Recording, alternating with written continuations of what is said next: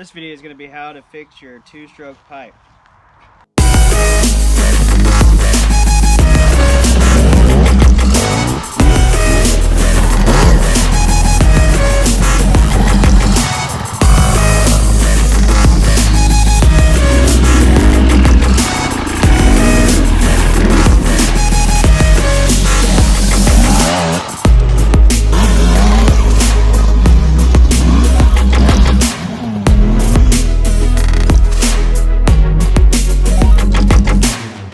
Alright, today on Just the Tips episode, I'm going to show you how to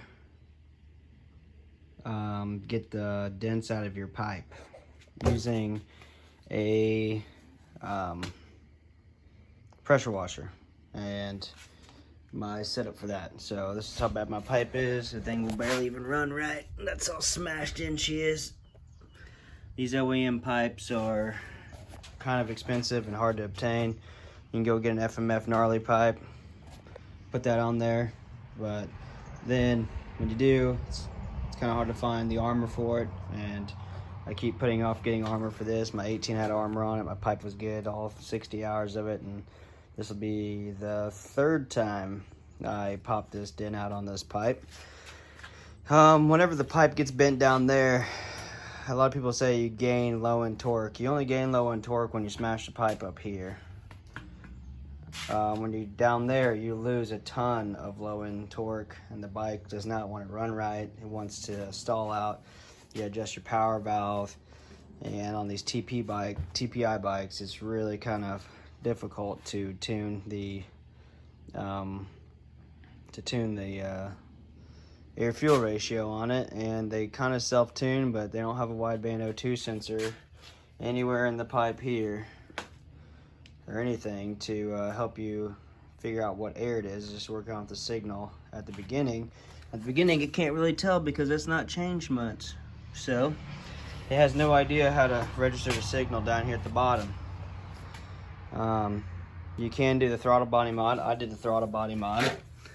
Alright, by taking this cover off here and getting to the internals of it, and then, going through and adjusting this guy right here. Alright, you can do that, and everybody's like, oh, well, Husqvarna didn't want you to do that at the beginning. Well, guess what? I paid $11,600 and 411 or 411, 464, 11 something, I don't know. But I paid cash for my bike, and I can tell you what, ain't nobody gonna tell me how to run my life with my own bikes. When I pay cash for my stuff. So anyway, so what we're gonna be doing is adjusting and fixing this pipe.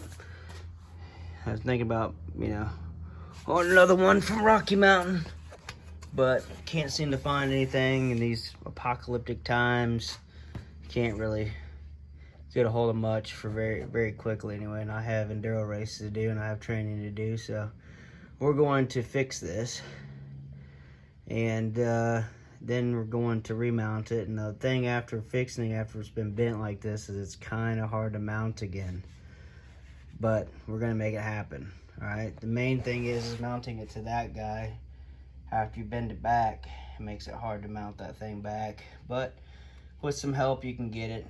AXP skid plate, I love the skid plate, but I need to get a P3 carbon fiber deal, protection deal for this. All right, and if you're doing this mod, 2 things that will make you successful. Maybe I'll do it again to show you guys. You go to Amazon and you get an AEM wideband O2 sensor.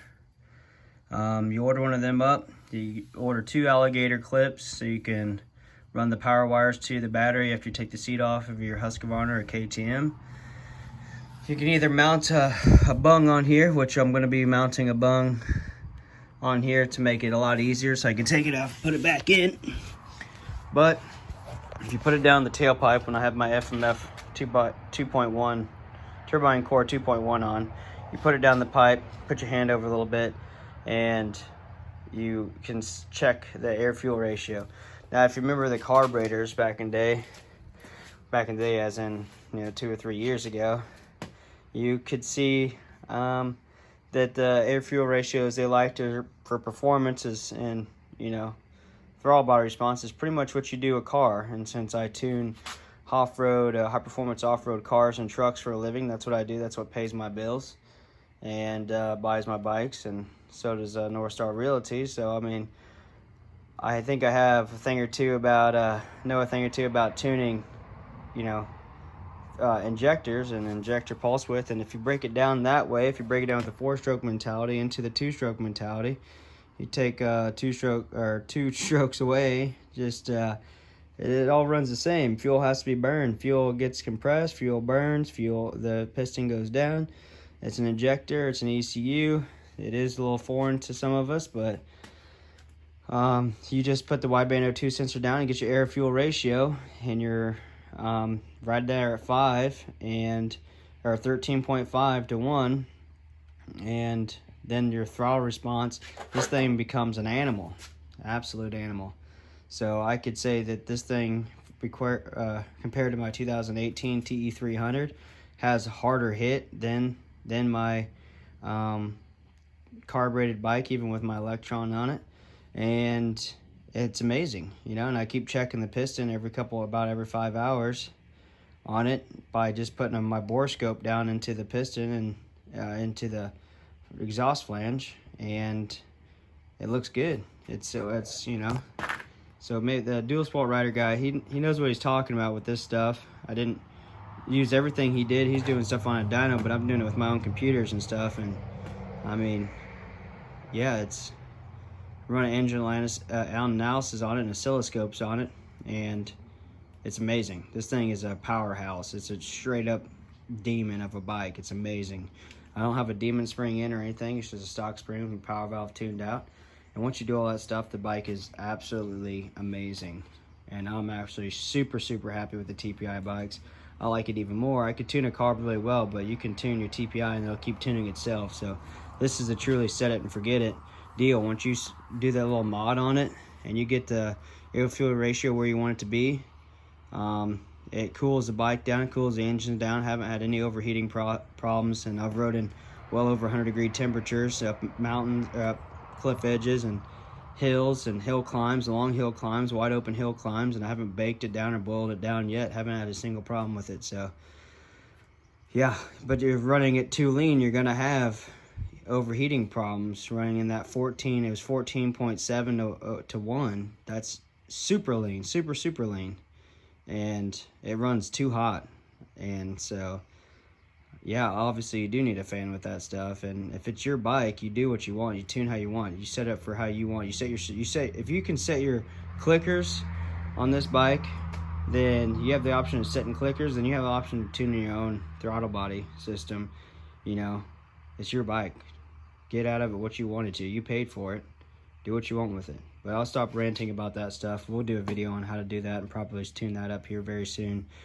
It's not bad at all. You don't need, it's free horsepower, minus you need to buy a wideband O2 sensor and to get a timing light to set your to help you set your idle. Once you get that done, make sure everything's jiving together, and it's free horsepower, literally free horsepower, other than buying a timing light or renting one from O'Reilly's or getting a wideband O2 sensor from a buddy, something like that. It's that's the best mod you can do to this bike, hands down. Completely different animal once you do that modification. Before, I was not happy with it. I was about to take it back and go get a Sureco, and or just sell it to somebody and go buy me a Sureco cash. But after I did that, man, this thing, I'm super duper happy with it. So anyway, we'll get on with the pipe. Okay, so what we're gonna do is we're gonna pull these springs off right here after we get the bolts out of the pipe. So we'll get that 10 millimeter out. We'll get this 10 millimeter out right here. This guy. We'll get the silencer off. And now we're gonna pull these springs off. All right. You want one of these hooked deals right here. If you can get the ones that have the nice sheep, you know, sheep herder cane or whatever you want to call it on there, then helps it out. This video is going to be how to fix your two-stroke pipe. This is what happens when you run out of talent and you crush your pipe. Alright, so I've done this a few times, we're going to do it again, but we're going to show you what we need to do. Alright, first you need a crushed pipe. You need 1, 2, 3, 4, 5 hose clamps, 1-inch tube, approximately that big. Alright,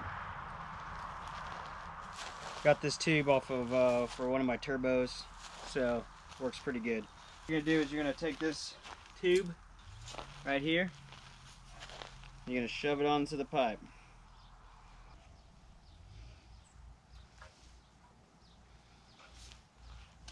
You want to get it down at least an inch or so you can get a couple of hose clamps on it.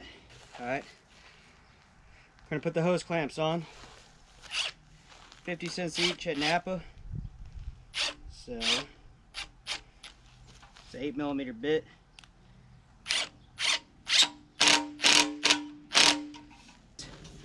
Half-inch freeze plug, adjustable freeze plugs like this. The part number of this is 02603. It's a Dorman. Got this from O'Reilly's, $4.73 I believe. Comes with one in there, 13mm at top. As you tighten this, it expands this rubber to fit your KTM pipe. Sorry, this is for 2020 Husqvarna TE 300i. Put this little guy in right there. You can see 13mm KTM tool. Let's get it preloaded first.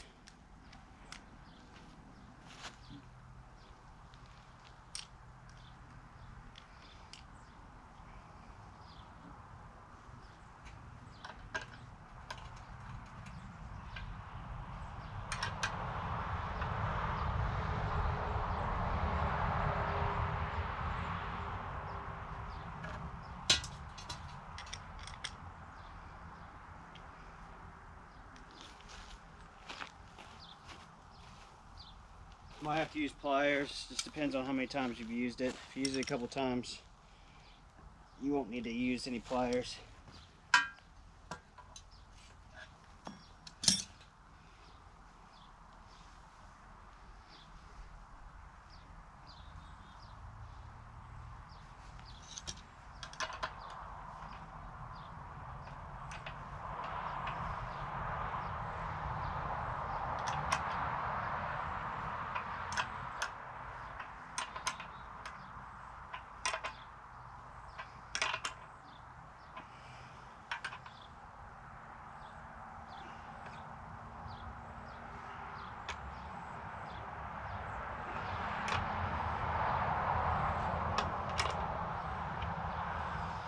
Okay, so you got it in there, too easy. What you gotta do is you gotta fill the pipe full of water first. We'll take our cap off. You gotta fill the pipe.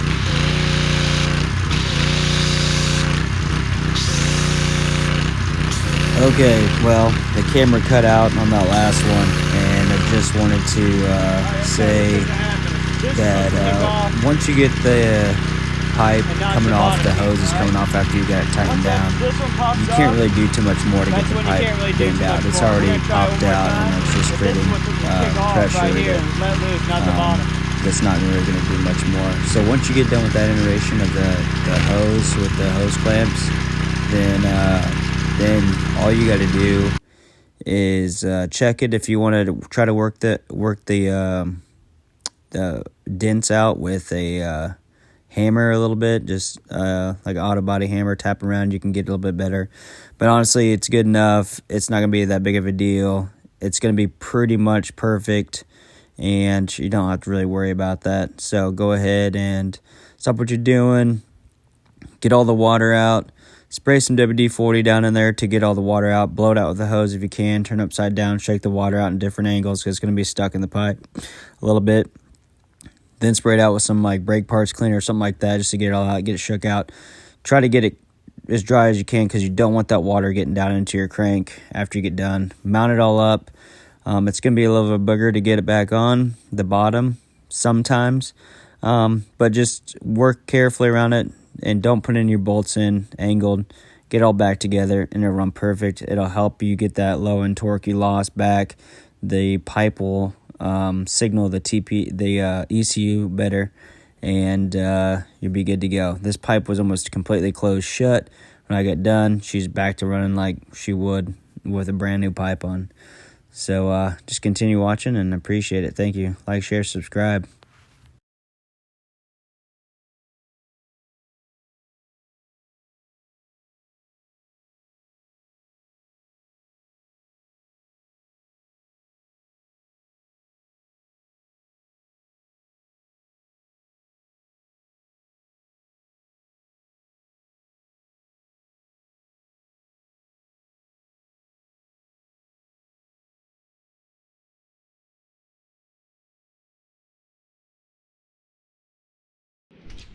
Okay, so after getting it back on, sometimes you're gonna have a little trouble getting this guy back together since that's the one thing's hot now.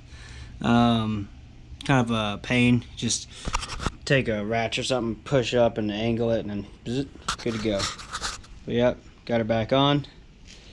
Alrighty.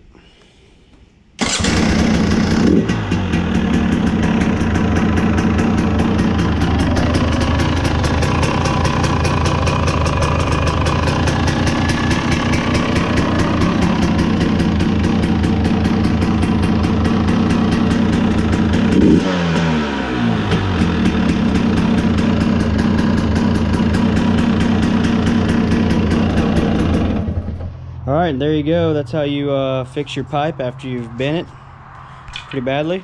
So, hope that helps somebody out. Hope I did a pretty decent job. You kind of get to see everything I did from start to beginning. It went from being about this much open space, almost completely closed, to now she's almost completely out. She's got a little bit left to go, but can't really do any more to that. So she won't be stalling on me anymore. So thanks a lot, guys. Have a great one.